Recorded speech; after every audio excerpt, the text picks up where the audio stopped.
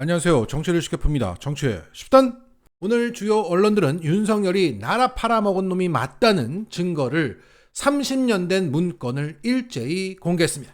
1991년 8월 일본 도쿄에서는 아시아 태평양 지역 전후 보상 국제 포럼이 열렸습니다. 여기에는 민충식 대사와 일본 외무상이 참가했습니다. 이 포럼에서 논의되었던 내용을 민충식 대사는 대외비 문서로 만들어서 한국 정부에 보고했습니다.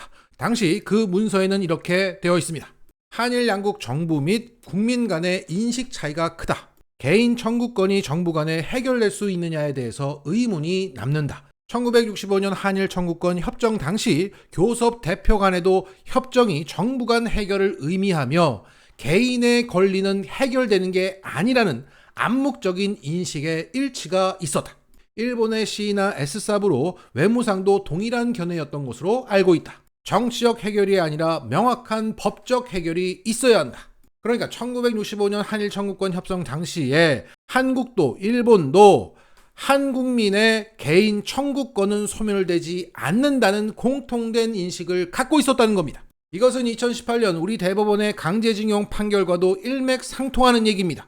또한 2018년 11월 고노다로 일본 외무장관도 공개석상에서 이렇게 말했습니다. 개인 청구권이 소멸되었다고 말씀드리는 것은 아닙니다만 한일 청구권 협정에 의해 완전히 최종적으로 해결된 상태입니다. 라고 말했습니다. 1965년에 일본도, 1991년에 일본도, 2018년도에 일본도 모두 한국민의 개인 청구권이 소멸되지 않았다고 인정했던 겁니다. 하지만 윤석열은 개인 청구권 문제까지 이번에 다 해결되었다는 취지의 발언을 했던 겁니다. 자, 이렇게 말했습니다. 1965년의 한일 기본조약과 한일 청구권 협정은 한국 정부가 국민의 개인 청구권을 일괄 대리해 일본에 지원금을 수령한다고 되어 있습니다. 그러니까 1965년에 다 퉁쳐서 받았어. 다 끝났어. 라고 2023년 한국 대통령이 인정한 겁니다. 이러니 윤완용이 나라를 팔아먹고 있다. 라고 말하는 겁니다. 그런데 윤석열 좋다고 지지하고 표주고 도대체 어느 나라 사람입니까? 민주당의 양곡법을 거부한 윤석열 정부가 오늘 그 대안을 발표했습니다. 스마트 APC를 구축해서 유통비용을 6% 감축하겠다 등등 어쩌고저쩌고 하면서 대책들을 쭉 내놨습니다. 지금 쌀값 폭락 사태가 불거진 게 1년이 다 되어갑니다. 야당인 민주당은 양곡법 처리를 위해서 지난 8개월 동안 일을 했는데 그동안 정부 여당은 반대만 하고 이제서야 대책이랍시고 내놓은 겁니다. 이에 대해서 박홍근 민주당 원내대표는 양곡관리법 TV 공개 토론을 제안했습니다. 자, 만약 민주당의 제안대로 이 토론이 진행된다면 핵심 워딩은 이걸 겁니다. 책임 행정. 현재 민주당의 양곡법의 핵심은 초과 생산량이 3%에서 5%가 될 때 정부가 전략 매입한다 이런 게 아니고 정부가 쌀값 안정화에 실패하면 욕을 먹게 하자는 겁니다. 정부가 쌀값을 잘 관리하면 국민 혈세 1조 원을 아낄 것이고 잘못 관리하면 혈세를 쓰게 돼서 정치적 부담이 되니까 과정이야 어떻든 결과에 책임지게 강제를 하자는 겁니다. 날씨 탓이다, 석유값이 올랐다, 변명 늘어놓지 말고 쌀값 떨어졌어? 혈세 썼네? 정부 무능! 이렇게 선명하게 보여주자는 게 핵심입니다.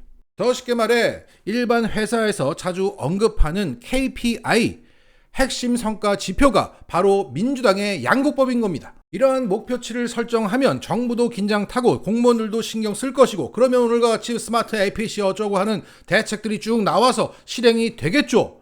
그 사이에 농민들의 생활 안정, 식량 안보가 지켜지는 겁니다. 그러니까 민주당은 양곡법을 추진하면서 윤석열한테 성열아 긴장 타자, 책임지자, 응?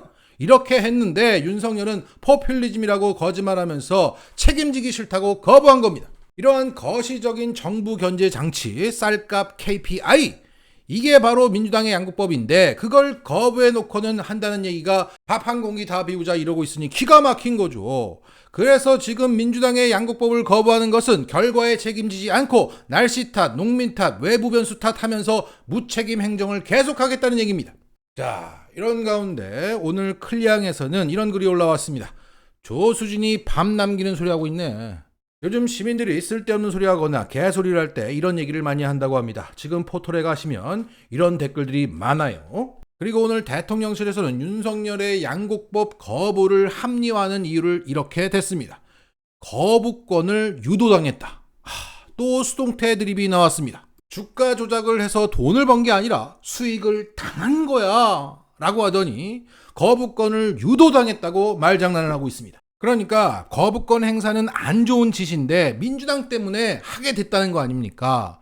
그런데 이 말 자체도 거짓말인 게 불과 이틀 전까지만 해도 윤석열의 이 양곡법 거부권 행사는 농민과 농촌을 위한 최고 지도자의 고심과 결단이라고 했습니다. 이래 놓고는 여론이 안 좋아지니까 윤석열이 한 게 아니야. 민주당이 하게 만든 거야. 라고 떠들고 있는 거예요. 지지율이 올라가면 내가 한 일이고 지지율이 떨어지면 당한 거라는 얘기죠. 이거야말로 조수진이 밤 남기는 소리죠.